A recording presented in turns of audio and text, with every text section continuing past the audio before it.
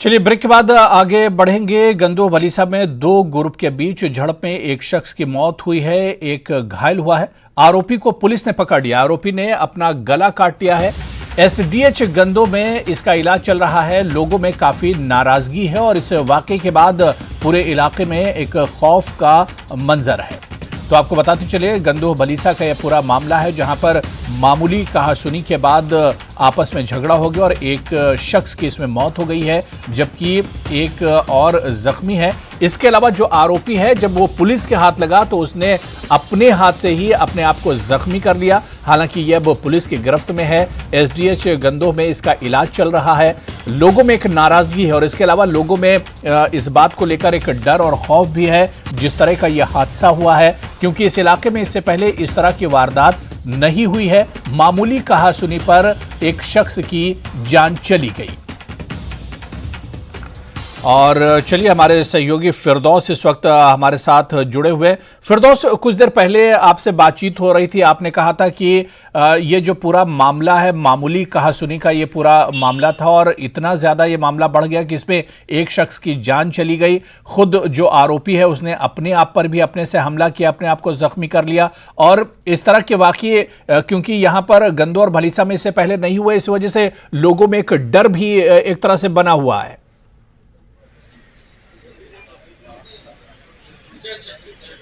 जी अबुहरा, देखिए इस वक्त हम उस हॉस्टल में मौजूद हैं जहां पहले राम कृष्ण को लाया गया, उसकी डेड बॉडी को लिया गया, उसके बाद उनको हैंड ओवर किया गया। उसके बाद उससे पहले ही अंजू देवी को लाया गया था।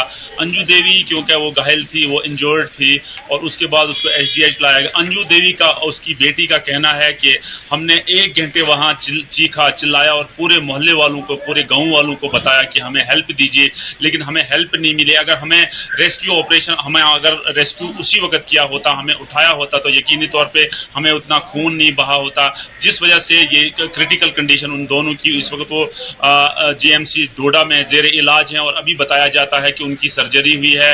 आर्थो का डॉक्टर है जिन्हें उन्हें सर्जरी की है और उन्हें 1 पॉइंट खून भी लगा। अभी वो बिल्कुल स्टेबल और अच्छी बताई जा रही है। उनकी सेहत जो है आहिस्ता आहिस्ता जो है वो ठीक होती जा रही है। लेकिन हम उस हॉस्टल में मौजूद है, आप हमारे पीछे देख रहे हो, बड़ी सुरक्षा यहाँ, सिक्योरिटी, अनप्रेसिडेंशियल सिक्योरिटी अरेंजमेंट्स यहाँ किया, क्योंकि इसी हॉस्टल में अभी बहरो सिंह भी हैं जिन्होंने ये सारे वारदात को अंजाम दिया है। और आप हमारे पीछे देख रहे हो, ये एसएसबी सीमा सुरक्षा बल 7 बटालियन के जवान हैं, जम्मू कश्मीर पुलिस है। ये इस गेट पे, उस गेट पे अभी बैठे हुए हैं जहां से अंदर रिस्ट्रिक्ट किया हुआ है। बहुत सारे लोगों को मना किया गया है अंदर जाने के लिए। उस वाले वार्ड में जो है, उस वाले वार्ड में उनको रखा गया है, उस वायरसों को रखा गया है और वहां उसका वो इलाज चल रहा है। तो यहाँ लोगों में आज दूसरे दिन भी है बहुत गम गुस्सा पाया जाता है कि इस किस्म की वारदात अगर माशरे में हो तो माशरे में जो है जीना मुश्किल हो जाएगा। लेकिन ये सब देखते हुए जो है अभी इंतजामिया, गुंदो इंतजामिया और डोडा इंतजामिया ने यहाँ सिक्योरिटी के बड़े सख्त इंतजाम किए हैं। क्योंकि इंतजाम इसलिए किए हैं क्योंकि बहरो सिंह जो है इसी हॉस्टल में इस वक्त जेर इलाज है।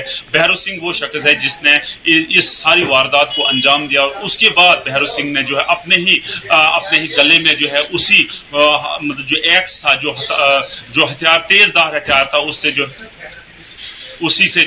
से अपने गले को जो है काटा था और इस वक्त वो इधर जेर इलाज है इस एसडीएच हॉस्टल गुंदो में। जी अबुहरा, तो बिल्कुल हम फिरदौस आपके पीछे भी देख पा रहे हैं कि हॉस्पिटल के बाहर बड़ी तादाद में सिक्योरिटी जवान भी एक तरह से मौजूद हैं ताकि कोई नाखुशगवार वाकया न होने पाए। पहले से ही इलाके में एक गम और गुस्से का माहौल है, लोगों में एक नाराज़गी देखी जा रही है। मामूली कहासुनी पर इतना बड़ा मामला हो जाना जिसमें एक शख्स की मौत हो गई, 2 लोग हॉस्पिटल में हैं, जो आरोपी है वो भी अभी ज़िंदगी और मौत से एक तरह से जूझ रहा है। तो फिरदौस, इस तरह का वाकया इस इलाके में पहले नहीं हुआ था, लेकिन आखिर इसकी वजह क्या बताई जा रही है? क्या सिर्फ मामूली कहासुनी है या कोई पुरानी रंजिश और पुरानी कोई दुश्मनी थी जिसकी वजह से इतना बड़ा इतनी बड़ी वारदात हुई?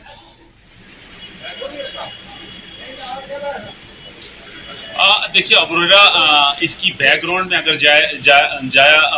जाएं तो ये जो बोरो सिंह है इसका बताया जाता है इसकी बैकग्राउंड जो है कोई उतना उसका अच्छा कोई ब्राइट फ्यूचर नहीं था, क्योंकि बोरो सिंह का पहले भी कोई रिकॉर्ड अच्छा नहीं था। इसने पहले भी अपने सोशल नेटवर्क साइट पे जो है बहुत सारे लोगों को थ्रेटनिंग की थी, मारने की जो है वो थ्रेटनिंग की थी। तो इस सारे सिनेरियो को देखते हुए पुलिस ने भी इसे बहुत बार वार्न किया था कि आप जो है मतलब जो ऐसी अनइथिकल पोस्ट जो है अपनी सोशल नेटवर्क साइट पे, पुलिस ने उसे पहले भी पुलिस स्टेशन में बुलाया था और उसे तहकीकात की थी, लेकिन इतना सीरियस मसला हो जाए ये किसी के जहन में ही नहीं था कि इतना बड़ा मसला ये अंजाम देगा और इतने लोगों को जो है वो कत्ल करेगा, जख्मी करेगा।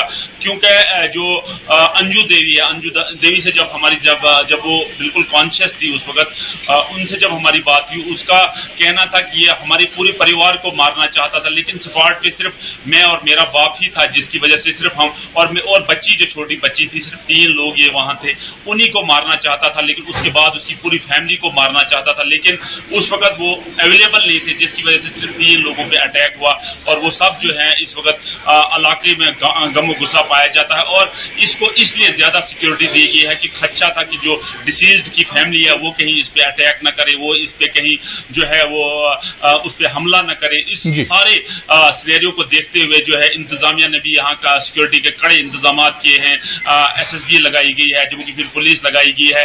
तो अबू हुरैरा अगर देखा जाए तो इलाके में इसलिए भी मातम और मॉर्निंग प्रोसेसन इस वक्त जारी है, क्योंकि ऐसी वारदात पहली बार बलेसा में देखी गई है। बहुत सारी छोटी छोटी वारदात हुई है जिसमें लोग जख्मी हुए हैं, झगड़े में स्कैपल हुआ है ग्रुप्स का, लेकिन इतने मतलब आउट ऑफ लिमिट नहीं हुआ है, इतना अनकंट्रोलेबल नहीं हुआ है। क्योंकि आज जो है ये हादसा जो है बिल्कुल एक ब्रूटलिटी है, एक इनह्यूमन एक्ट है, जिसकी वजह से जितनी भी सेशन ऑफ सोसाइटी है उसमें एक कंडम किया जा रहा है। और बताया जा रहा है कि आज के बाद लोगों का कहना है कि पुलिस से भी रिक्वेस्ट की है, इंतजामिया से भी रिक्वेस्ट की है कि आज के बाद इस किस्म के वारदात रोनमा नहीं होने चाहिए। जी अबू हुरैरा। तो बिल्कुल लोगों में एक नाराजगी भी है और लोगों में एक डर और खौफ भी है, और यही वजह है कि आज हिंदू मुस्लिम दोनों समुदाय मिलकर एक बैठक करेंगे और इस तरह के जो वाक़ये हुए हैं इस पर गौर व फिक्र करेंगे। बहुत बहुत शुक्रिया फिरदौस, आप नज़र बनाए रखिए, दोबारा से आपके पास लौटेंगे और इस पर चर्चा करेंगे। तो चलिए यहाँ पर फिलहाल रुकेंगे छोटे से ब्रेक के लिए। में पानी की पाइपलाइन से एक मरा हुआ सांप निकला, लोगों में आक्रोश, लोग गंदा पानी पीने को विवश।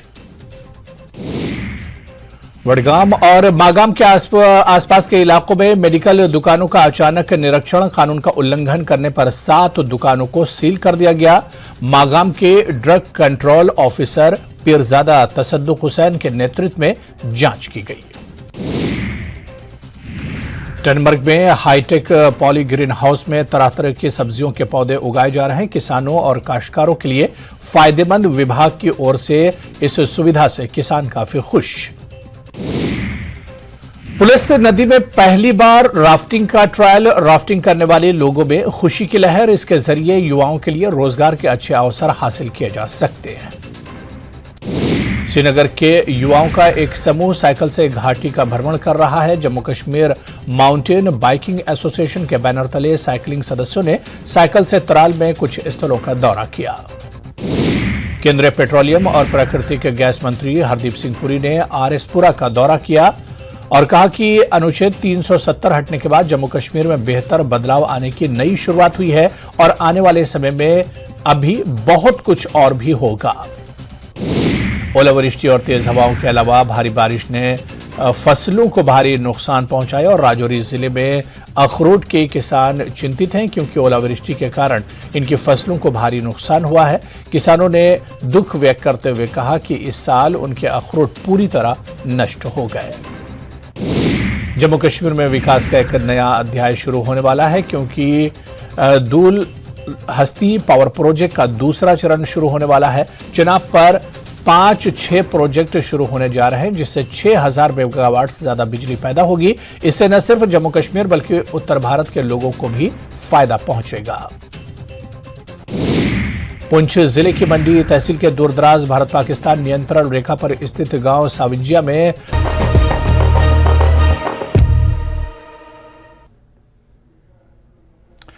चलिए ब्रेक के बाद आगे बढ़ेंगे। गुलमर्ग से बड़ी खबर है, जहां कोडोल में तेज हवाएं चली, पेड़ गिरने से कई मवेशियों की मौत हुई है। खानाबदोश गुर्जर बकरवाल का काफी नुकसान हुआ है।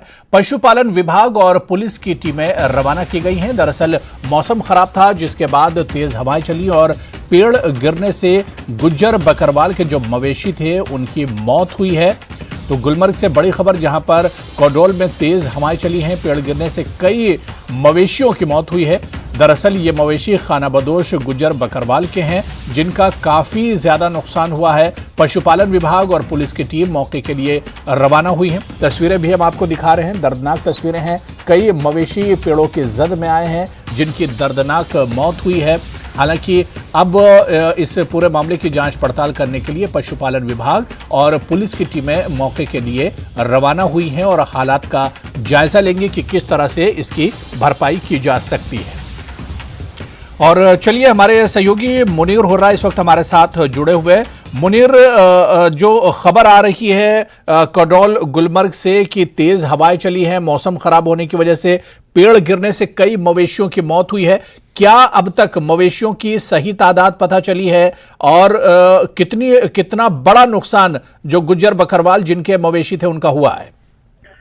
देखिए उरेरा, जिस तरह ये नुकसान हुआ है, ये पुंछ और टंगमरग का जो रास्ता है और बीच का रास्ता, क्योंकि पुंछ से जब ये गुर्जर बकरवाल खानाबदोश जो है इसी रास्ते से टंगमरग और बारामूला की तरफ आते हैं और ये पहाड़ी एरिया जो पहाड़ों में गुजरकर ये कल रात में ये वाक़ा हुआ है और उसमें ये तेज हवाएं जब चली हैं और जो दरख्त के पेड़ हैं जंगलात के, तो वो गिरे हैं उन माल मवेशियों पे, क्योंकि काफी तादाद में उनके पास माल मवेशी है। और अभी जो इतला आ रही है, क्योंकि कह रहे हैं कि 70 के करीब जो भेड़ बकरियां हैं वो हलाक हुए हैं और अब जो महकमा एनिमल हस्बेंड्री और पुलिस की टीमें जो है वो उस वाक़े की तरफ रवाना हुए हैं। और क्योंकि ये पहाड़ी एरिया है, उसमें पैदल सफर करना पड़ता है और पैदल ये टीमें गई हैं वहां पे। और अब देखना, क्योंकि ये गुलमर्ग के दामन में है और सनशाइन पीक वहां पे है, उसी पे ये जगह है जिसे कावदोल जिसे कहा जाता है और इस जगह का नाम है, और वहां पे ये हादसा पेश आया है।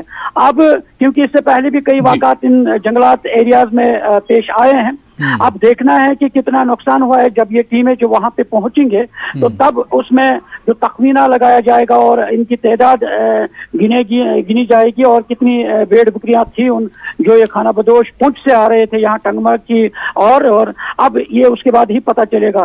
फिलहाल जो एनिमल हस्बेंड्री की जानिब से हमें इतला मिली है, पुलिस के सोर्सेज से इतला मिली है, 70 के करीब जो बताया जा रहा है कि ये हलाक हुए हैं, क्योंकि तस्वीरें भी हमारी स्क्रीन पे नजर आ रही हैं कि काफी तादाद में भेड़ बकरियां जो है वो इन दरख्त के नीचे दबे हुए हैं और उसकी जद में आ चुके हैं। ये हलाक हुए जी हो रहा है। बिल्कुल मुनीर, गुर्जर बकरवाल की बात करें तो मवेशी ही इनका असल जो जरिया माश होता है।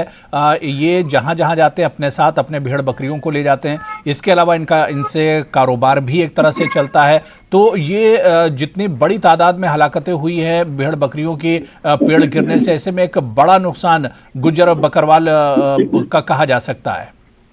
देखिए हुरेरा, सही कहा आपने, क्योंकि ये एक बड़ा नुकसान है, क्योंकि इनका गुजारा, इनकी रोजी रोटी इन्हीं माल मवेशी पे होते हैं। क्योंकि ये जब खाना बदोश होते हैं और अलग अलग मौसम में एक जगह से दूसरी जगह चले जाते हैं, जब कश्मीर के अंदर गर्मी का मौसम आते हैं तो पुंछ साइड से, राजौरी साइड से एक मेन कश्मीर में आते हैं, जब यहाँ सर्दी का मौसम होता है तो फिर इन जगहों पे चले जाते हैं। तो इनकी रोजी रोटी इसी माल मवेशी पे गुजर रही है और इनका सारा कारोबार यही होता है। तो एक बड़ा नुकसान है जो इसके साथ जो गुर्जर बकरवाल मुंसलिक होंगे, जिनके ये माल मवेशी हैं, तो इनके लिए एक बड़ा नुकसान है। क्योंकि इससे पहले भी एक हादसा हुआ था इन्हीं पहाड़ियों में, तो उस वक्त भी उन माल मवेशी जो थे उनके जो गुर्जर बकरवाल, उन्होंने माली इमदाद का मुतालबा किया था, मगर इनकी तरफ ध्यान देने की जरूरत है। सरकार को भी इनकी तरफ ऐसे इकदाम उठाने की जरूरत है ताकि इनका ऐसे हादसा जब रुनवा होते हैं तो उनके कम से कम उन्हें यानी मुआवजा दिया जाना चाहे और उनके लिए ऐसी स्कीमें मुतारिफ की जानी चाहे ताकि उनका जो प्रोटेक्शन है वो हमेशा के लिए रहे। और अब देखना है कि इनका नुकसान जो है, और ये भी सरकार से मुतालबा करेंगे, जब ये सामने आएंगे तो जरूर ये मुतालबा करेंगे कि इनका नुकसान जो है उनका तखमीना लगा कि उनके इमदाद की जाए। क्योंकि अब उनका बड़ा नुकसान हुआ है, 70 के करीब जो अगर भेड़ बकरियां हलाक हुए हैं तो ये एक मामूली नुकसान नहीं है, क्योंकि ये लाखों में ये करोड़ों रुपए का नुकसान है। और अब देखना है कि किस तरह का नुकसान है, वो उसके बाद हम अपने नाज़रीन से शेयर करेंगे। जी हुरैरा। तो बिल्कुल मुनीर, आप नजर बनाए रखिए, दोबारा से आपके पास लौट कर आएंगे और इस खबर पर अपडेट लेंगे। बहुत बहुत शुक्रिया हमारे साथ इस खबर पर जुड़ने के लिए। चलिए आगे बढ़ेंगे, अब हिमाचल का रुख करेंगे, जहां मनोहर लाल हत्या मामला है। जिला मुख्यालयों में बीजेपी आज प्रदर्शन करेगी। कल पीड़ित परिवार से नहीं मिल पाए थे जयराम ठाकुर। प्रशासन ने नेता प्रतिपक्ष को रोक लिया था। सुनूनी में धारा 144 के चलते पुलिस की सख्ती हुई थी और इसके चलते नेता प्रतिपक्ष को रोक लिया था कि वो अपने समर्थकों की एक बड़ी तादाद के साथ पीड़ित परिवार से नहीं मिल सकते हैं। अगर उन्हें मिलना है तो 2-3 लोग जाकर ही पीड़ित परिवार से मिल सकते हैं, जिस पर जयराम ठाकुर नहीं माने थे और पुलिस ने उन्हें आगे जाने की इजाजत नहीं दी थी। अब इस पर एक तरह से सियासत गरमा रही है और जिला मुख्यालयों में आज बीजेपी जयराम ठाकुर को रोके जाने पर आज प्रदर्शन करेगी और कहीं ना कहीं ये पूरा मामला एक तरह से गर्म रहने वाला है। मनोहर लाल हत्या से जुड़ा हुआ मामला, और इस पर हमारे सहयोगी ग्राउंड जीरो से ही विचित्र लगातार नजर इस पूरे मामले पर बनाए हुए हैं। सीधे हम अपने सहयोगी विचित्र के पास ही चलेंगे। विचित्र, लगातार आप ग्राउंड जीरो पर मौजूद हैं, तमाम हालात का आपने जायजा लिया है, पीड़ित परिवार के लोगों से भी आप मिले हैं, उनका दुख दर्द आपने करीब से देखा है, और इस वक्त जो स्थिति है क्या कुछ है? क्योंकि आपने कहा था कि हालात, लोगों में एक नाराजगी जरूर है, लेकिन ग्राउंड पर जो हालात हैं वो एक तरह से पीसफुल हैं, लेकिन लोगों में एक नाराजगी अभी बनी हुई है।